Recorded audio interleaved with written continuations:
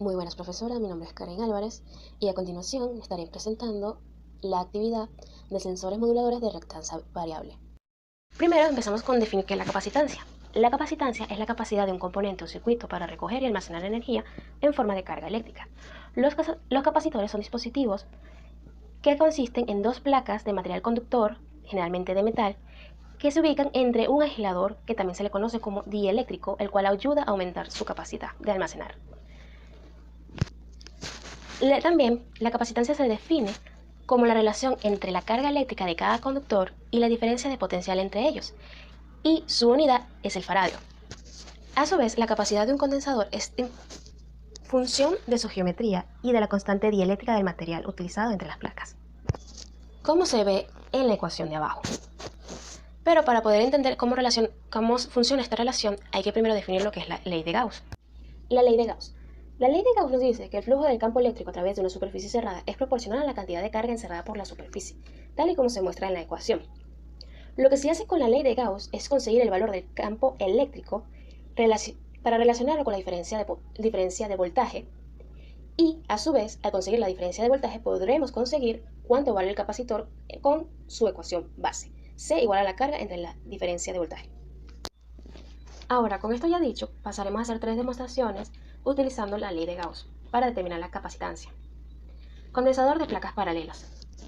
Para esto calculamos el campo creado por una placa plana indefinida cargada con una densidad de carga ρ aplicando la ley de Gauss, lo cual nos da que el flujo va a ser igual a 2 veces el área por el campo eléctrico, que también va a ser igual a la densidad de carga por el área entre la permitividad eléctrica.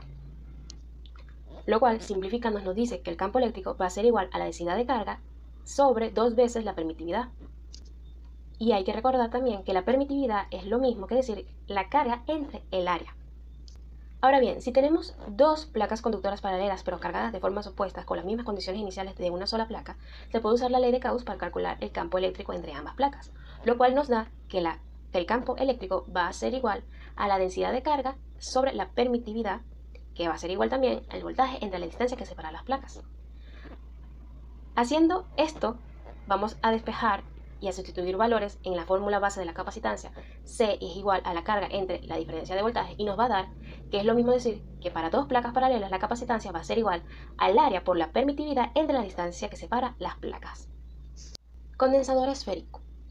Para el condensador esférico se puede obtener midiendo la diferencia de voltaje entre los dos conductores para una determinada carga cada uno, con la esfera interior cargada positivamente y la esfera exterior cargada negativamente, ambas con un radio determinado, sabiendo también que la distancia que separa ambas placas va a ser igual a RB menos RA.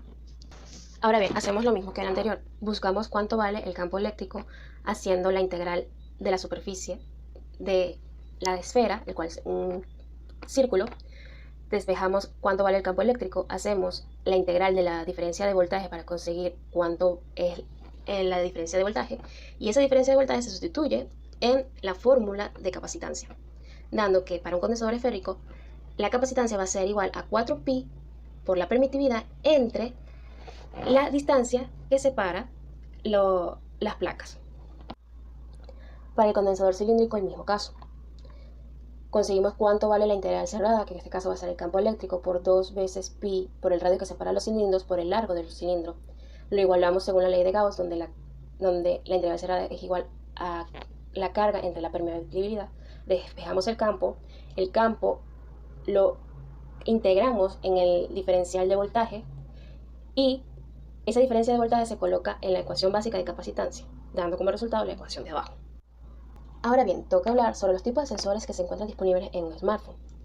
Muchas de las aplicaciones y funciones que tienen actualmente los celulares, independientemente de si son gama alta o gama baja, hacen uso de los sensores para recopilar datos de nuestro entorno.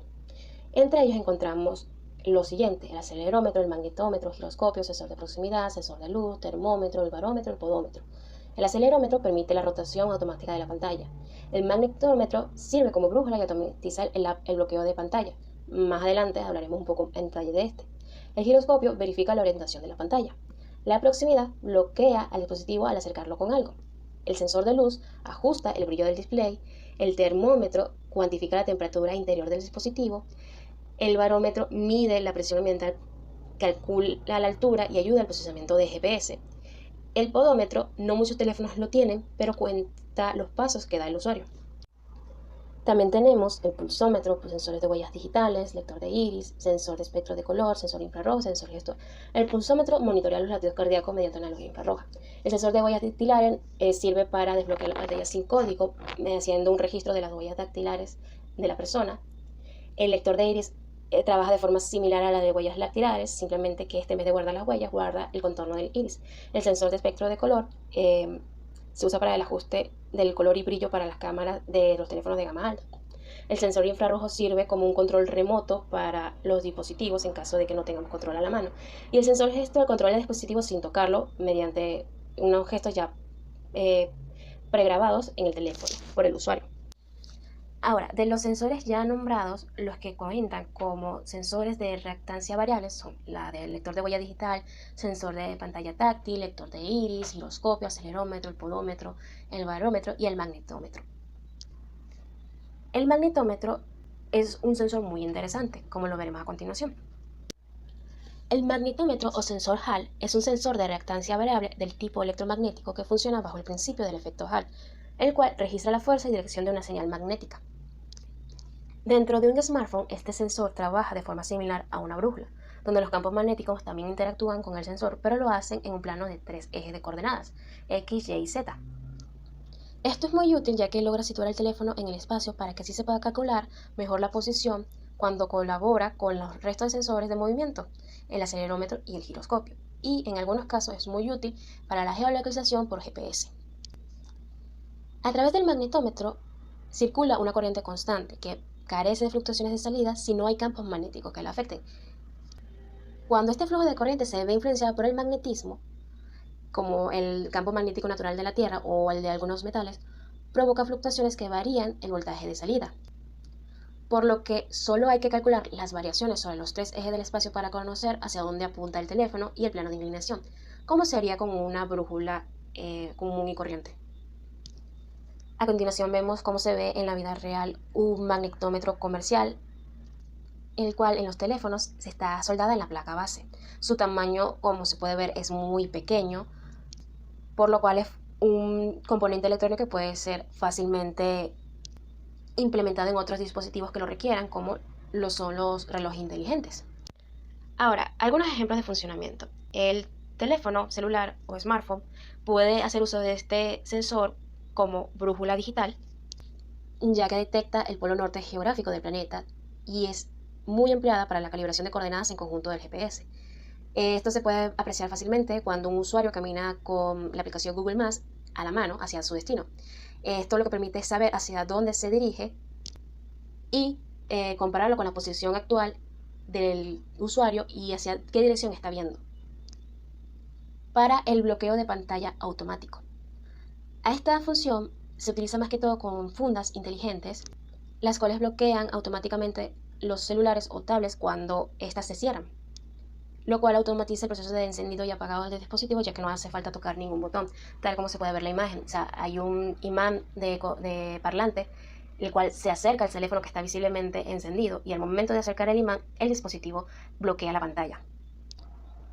Y finalmente, como detector de metales. En algunos casos, hay aplicaciones que utilizan y hacen uso del sensor HAL para actuar como un detector de metales, o sea, convertir el teléfono en un detector de metales mediante estas aplicaciones, ya que esta brújula digital puede distinguir entre metales férricos gracias precisamente a sus propiedades magnéticas, lo cual algunos usuarios pueden utilizarlo para identificar cables detrás de una pared o encontrar objetos perdidos o determinar de qué tipo de metal está hecho algún material, lo cual es muy interesante ya que en principio estamos haciendo uso del funcionamiento básico de este tipo de sensor, lo cual nos traslada de tener un detector de metales a la mano haciendo uso del sensor y de software. En resumen, el magnetómetro, a pesar de ser un sensor de un tamaño mínimo, es capaz de suministrar información que ayuda a la localización geográfica y espacial del usuario, la automatización de funciones de encendido y apagado o de bloqueo de pantalla y, para algunos usuarios, la detección de metales. Ahora, sin nada más que decir por esta ocasión, nos despedimos.